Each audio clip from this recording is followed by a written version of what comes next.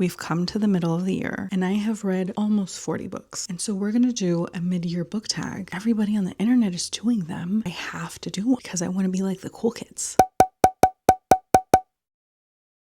I'll start with the best book that I've read this year so far, and that is The 7 or 8 Deaths of Stella Fortuna. This book shocked me. It made me angry. It made me happy. It made me very sad. It was like a roller coaster ride. I think that I felt the most things this year reading this book. It's a story of Stella Fortuna and these very unfortunate accidents that happened to her. And it makes you think it's going to be a kind of tongue-in-cheek, whoops, what keeps happening to her? But it's not. It's really heartbreaking, and it's really more like the things that harm us throughout a lifetime, whether it is people, whether it is things. Most often it is circumstances beyond our control. Stella lives in a small Italian village in the 1920s with her mother Assunta and her sister Tina. Her grandmother Maria Stella is also one of the women that supports the family. There's also a bitter aunt by marriage that supports the family. The men at this point are gone for various reasons, and we don't know if they're coming back. And it's what these women do post World War I to keep their families together, surviving and actually thriving in some circumstances, and how that changes or what that looks like when some of the men do come back. We go from Italy to immigration to the Americas to the lives and heartbreaks of the next generation. It really is such a great story. Best sequel that I've read this year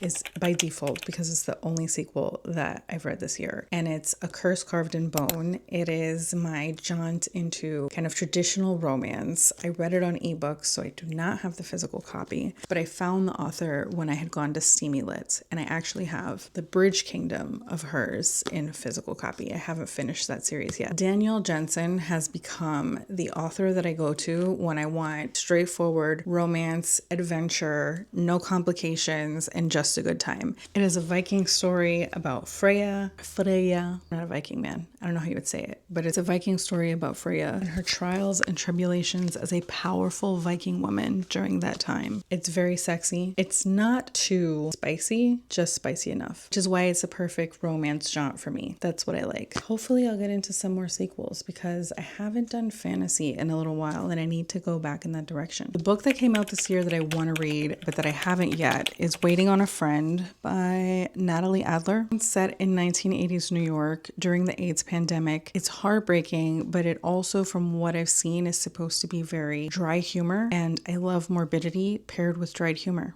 Goes together so well. The most hyped book that I've read so far this year is for sure Yesteryear. It's by Carol Claire Burke. This has been all over the internet. I think this is everybody's most hype read if they did read it. Story of Natalie Hels Miller. She is a trad wife. She is very successful on the social medias, and she is living this sort of performance of herself that has many cracks and fissures in it. And as the story unfolds, there is this unveiling of those cracks, and then there is this going back in time to see where all of this started. And it's asking a lot of really interesting questions. I think that it was the most hyped book, but I think it was worth the hype. It was really good. Biggest disappointment of this year so far has been Happy Place by Emily Henry. I was disappointed because I had set an expectation when I read Beach Read. I actually went into reading Emily Henry with a little bit of trepidation because she's very popular on TikTok, and a lot of times those books have not gone well for me. So when I read Beach Read, it's like, oh, this is perfect. It's very cute. It's very light. It's very well written. The dialogue is fantastic. The story doesn't try to overcomplicate itself or be something that it's not. It was a good time. It was a solid good time. This one is about Harriet and Wynne, who were part of this friend group that really love each other, and they've stayed in each other's lives for forever, and they end up being a couple. It works out perfectly until it doesn't. And so now the friend group is a little bit fractured, and it's a story of them coming back together. It could have been just cute and straightforward because the story seems to be that, but this one does overcomplicate itself with making this much more emotionally fraught, especially when it comes to characters outside of Harriet and Wynne than I feel like it needs to be. I think it takes itself a little too seriously. They're the only two Emily Henrys that I've read, so I'm going to have to read a third one. I feel like this is an older one of hers. People We Meet on Vacation, they made the movie out of. So I either have to read People We Meet on Vacation or Book Lovers. This one is listed first, so I think this is her debut novel. Oh, does it say that? I have a completely backwards. Beach Read was actually her debut, and this one is not very old. So I'm wondering if she wrote Beach Read and a couple of other ones that were like that, and then because the world was saying that she was too fluffy, that she wanted to take herself more seriously, and that's where she went in here, and it went too far the other way. My biggest surprise of this year so far has been Normal People by Sally Rooney, and it was a surprise because I think after the Emily Henry situation, I was a little nervous. There has been some oppositional commentary on this author. The people who love her really love her, and then the people who don't like her are very annoyed by the way that she writes. They don't like especially the fact that she doesn't use quotation marks whenever somebody's speaking, or that she doesn't mark that somebody's speaking. I did not have any trouble with that. This actually read very, very easily. Felt like an honest coming of age story based in Ireland, and it's about Connell and Marianne and the friction that makes it difficult for them to be in each other's lives authentically over the years. And there's so many little social pressure points that affect what's happening that is so real to being a teenager and then a young adult. All of these small things that as you get older, they feel like they didn't matter, but they were so big when you were that age. You would literally change your life because of those things. And then,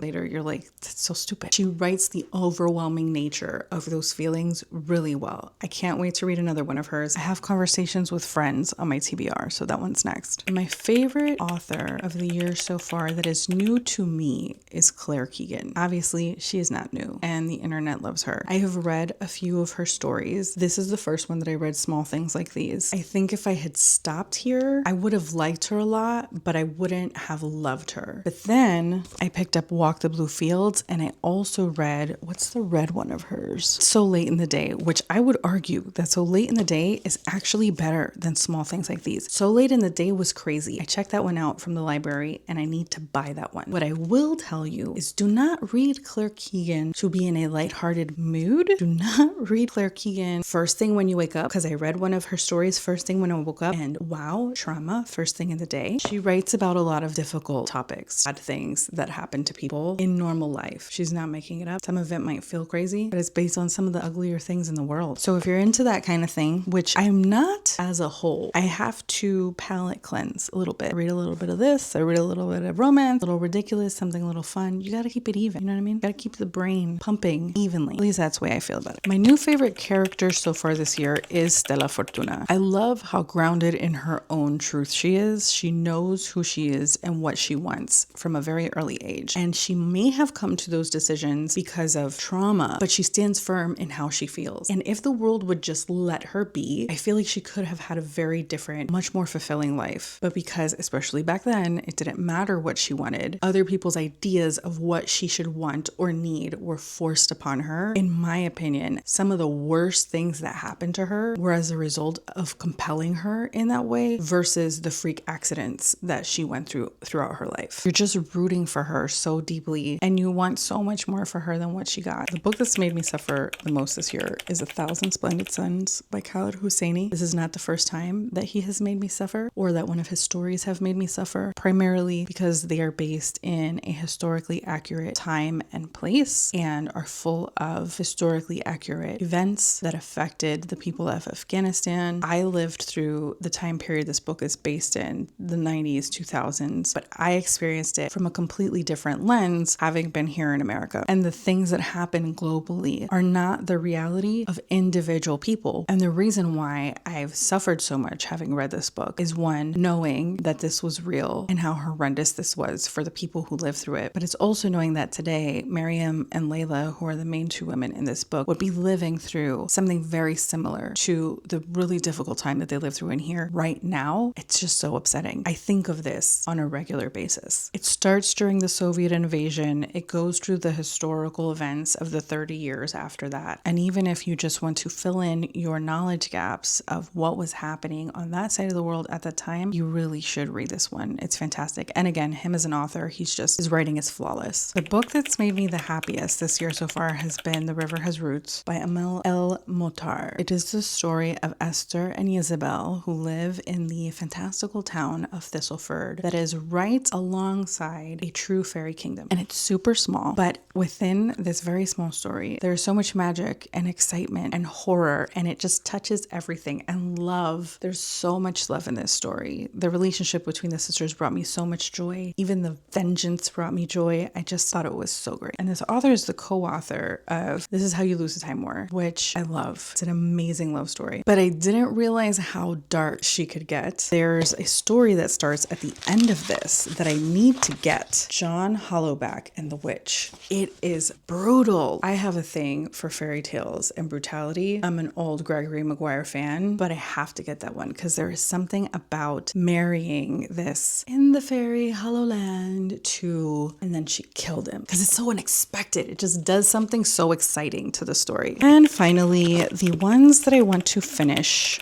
before the end of the year. The first one is Middlemarch by George Eliot. This one is not one of the giant popular classics, but I have seen so many people say that this is their favorite classic, and I have come to realize that I'm missing a lot of classics in my having read canon. This one is really big, so I need to make it a point to have it up there so that I make sure I finish this before this year is over. I don't know what it's about. I actually have zero idea what it's about, and I'm absolutely fine with going into it like that. I generally like to do that. I find out what a book is about by a video or by reading the synopsis when I'm in a bookstore, but then it sits on my TBR shelf for so long that I almost forget entirely what the story was to begin with. And before I read it, I don't read the jacket. So it's a surprise to me and I enjoy that. So really there are no book videos that have spoilers because I'm not going to remember what you said anyway. The other one that I've had on my TBR shelf for a really long time is There by Tommy Orange. This one made its rounds a few years ago. It was really popular. It was a really fantastic book according to everybody, and I don't know what it's about, but I'm very excited to read it. I do know that it is a Native community in this story, and I need to read more of those stories. And then the last one is Marley and Me. Who wrote this? John Grogan. It's part of my reading books from popular movies. Everybody and their mother, nobody's told me to read this book, but everybody and their mother has told me to watch this movie, that it's heartbreaking. And I have this little book that I think somebody gave me. I'm pretty sure I did not buy this. I've had this for forever, and I think it's a golden retriever. It's a Labrador retriever. I have a golden retriever, so I think it's gonna make me cry. That's it, book friends. This is where we're at halfway through the year. We're going to read some more books the rest of this year, and we're going to talk about them. And hopefully you'll come back to talk about them with us. The next video is a haul, or the next video I think is a romance haul. We're being romantic this summer. I feel like it's a vibe. Totally fine. Sometimes you have a fantasy summer. Sometimes you have a horror summer. This year, I'm having a romance summer. I'll see you guys in that one. Bye, book friends.